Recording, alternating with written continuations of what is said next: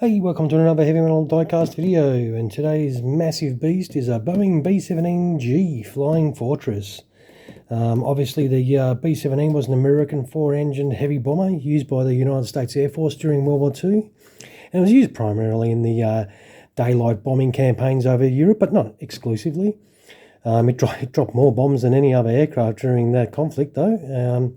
It was also the third most produced bomber of World War II, only behind the American B-24 Liberator and the Luftwaffe's Junkers Ju-88. Being produced between 1936 and 1945, 12,731 of these bad boys were made in all their variants. This particular one is in 1/72nd scale diecast. It's made by, well, it was Air Force One, but it's also got a sticker over the Air Force One label there with Teribo. So I don't know if they've amalgamated or anything like this. It was bought on a site called AliExpress. It cost me around $285. I did order a sort of a more olive green one with a red tail, but once I'd completed my order, they then turned around and said they didn't have any more of those in stock, and I had to have a silver one. So this is the one we'll review here. All right, let's get this bad boy out of this box. So as you can see, it comes in this nice foam protective box. There are these little pieces that you've got to take off each side before you can get the actual box open. So we'll quickly take those off, and then we'll pull this top off and reveal the beast. I mean, it is not a small aircraft, so it's got a bit of protective covering there. We'll just gently take that off. And I mean, it is quite large. So obviously here you've got the landing gear there, and there. So obviously got a stand here. We'll just push this forward a little bit so you can see. And we just pull that out. That is metal, and so it's got a little wing nut on there, and obviously it goes in there, and you screw that base together. And it, oh, okay, well, mine seems to be, I don't know if the tail section is meant to be off like that, but I guess we'll soon have a look. Okay, well, it's not a good start if that's not meant to be a part. I mean, the model itself looks very impressive. It does look very tidy indeed. So we'll take this foam out of the way, and we'll have a look at the actual beast itself. I think overall, like the actual aircraft itself is really, I mean, the flaps and everything move as well, so that's pretty cool.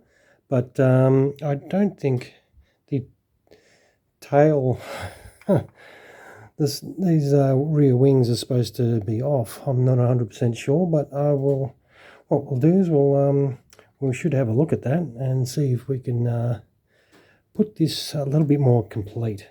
Okay, so we've put we fixed the rear end a little bit up to make it a bit more complete. I do not know if it's supposed to come separated like that, because it does sort of have lines that was supposed to be glued in there, but I don't know. But anyway, we've got it together now. So these move as well.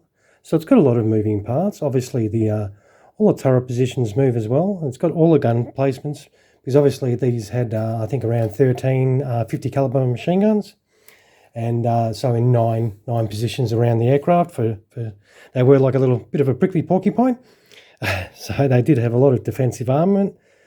But I think overall the rendition of the aircraft is not too bad. I mean, it does have all the rivets and everything like that. We'll try and get a good look in there and see if we can get some really detailed view of the wings. And I mean, all the propellers do move and everything like that. I think overall, like all the panel lines and everything are nicely engraved in there. We'll try and get you to have a good look in there. And as I said, these do manipulate and everything. I think overall it's a pretty tidy unit. It is obviously not a tiny aircraft. I think it's quite large, and it is very well detailed. I'm not sure. There are corgi ones. I think I might have a corgi one somewhere. So it'll be interesting to actually compare that with this. I think, but overall, I think it's still, you know, a nice rendition of the aircraft. It does look very reasonably detailed. And of course, you know, if you don't have one and you want a big old fortress in your collection, I reckon it's pretty cool. But as I said, I did want one that was olive green. I'm not a huge fan of the silver finish, but nonetheless, this is still a pretty tough thing. So what we'll do is we'll flip her over and let's have a little look underneath. Hopefully nothing falls off or anything like that. So as you can see, that center in there, you do have the option of either having a little closed section over that, or you can have the exposed bomb load in that section of the aircraft, and it's got the nice ball turret in there that moves and everything like that. So obviously the landing gear, it comes with the sets of wheels for in-flight, and if you want to have it wheels down, and obviously we'll do the wheels down for this, and we might as well do that right now. So I'll be right back. So this is with the landing gear on. It's a very easy, straightforward process. It's just two sets of wheels. These wheels do roll, which is very good. So you just drop them in. It does come with a, you know, very easy to follow instructions. It does have a couple of little instructions on how to do it on either version, wheels up or wheels down, and obviously the tail wheel that goes in here, and that rolls as well. So overall, you know, you can have it with the, as I said, the Bombay exposed or closed, and it's up to you. And all these turrets and everything do move around, and you can angle the MGs to 50 cals around if you want, and all the propellers do spin and rotate and everything like that. I think as the rear tail just drops off, that's what I mean. I don't think it's supposed to be like that. So I'll just put that to the deck for a moment. We'll do a bit of a surgery. So what we'll do is, this is obviously the stand altogether as well. So what we'll do is we'll whack this on the stand, and that way you can see what she looks like all nice on the stand. And so obviously it's got those two little holes underneath, and that's just slips on like that. Zoom out a little bit so you can see it, but that's the old girl on the stand. I think it's a very impressive machine, and as I said, $285 Australian. That was to my door. It was through AliExpress, but you know, look, to be honest, those rear, they should not be coming off the rear wings here. Those tail stabilizers, they should be glued. There is marks on there where it was glued, so the glues come apart during, I don't know, transit or whatever, or just wasn't done correctly at the factory, and I'll just have to re-glue that. That's no biggie. I mean, the aircraft itself is really nice. I think it's a pretty tough looking unit, and it's going to, you know, have some really good shelf presence, and I think it's very good. So, you know, if you're after one, grab one. You know, you can see the detail on it. It's all very nice. It's got all that glass. It doesn't have any pilot figures or anything in there, as you usually have with Corgi and stuff like that. But it does have all the windows, has all the gun points and everything like that. All the gun positions are there, and I think overall it's not too bad. I mean, it's not 100%. Like, it can be better, but for I can imagine this would probably be like a $400 aircraft. It was made by Hobby Master or Corgi, or even more, because of the refinements that they do with their diecast. But for a sort of a budget B-17, I think it's not too bad. But it's, I mean, it's still not cheap. It's still $285. I mean, that's still a lot of money. But it comes down to if you want to spend that kind of cash. And they come in, I think these come in like 4 different colours.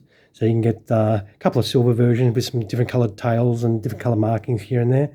And you can get a couple of olive green ones with some different coloured tails and markings as well. And obviously different names and stuff. Yeah, so this aircraft has the markings for misconduct, and which was a B-17G that was based over in England in 1944. I think it was the 100th Bomber Group in the 418th Bomber Squadron, and it actually did survive the war, and it did go on to return back to America, and unfortunately, like most surviving World War II aircraft, I think in 1946 it was scrapped. It was sold for scrap metal, so she no longer exists, unfortunately. But I think this rendition is a fairly, I mean, it has a couple little flaws here and there, but for the price, and it does set up well. For the little bits that sort of come off at the back, I mean, that's no biggie. As I said, I'll just glue them on at a later stage. But we are opening these for the first time together, so we do see the faults straight away together. So that's part of the fun, I guess. But yeah, all right, guys. So what this was it was the B-17G Flying Fortress from Air Force One models, or there's a sticker on the box that says Toribo. So as I said, I don't know if they've joined together or whatever. But I got this from AliExpress for $285, including the postage to Australia. I think it's not too bad for the size of it and for what it is. I mean, you can see the size of it is quite large, and you know what B-17s are. I mean, they are a large aircraft. They were tough aircraft. They had a crew of 10. I mean, they could carry a huge bomb load as well, between 2,000 to 3,600 kilos, depending on the range of the mission. So shorter the mission, the more bombs they could carry. But yeah, I'll leave it at that. So yeah, 1/72 scale diecast, Air Force One / Toribo. I think it's, you know, pretty good for what it is. So stay tuned to the conclusion of this video. I'll take some pictures. I'll try and put this on the turntable. It's going to be pretty big, so it's going to be a bit of fun doing that. And you can check all that out after the conclusion of this video, which is wrapping up right now. All right, guys, so if you did find this video helpful, you know, throw us a like. That'd be very appreciated. And even subscribe to the channel. That'll be awesome as well. All right, guys, thank you so much for spending your time with me once again, and you have a great rest of your day. Cheers, guys.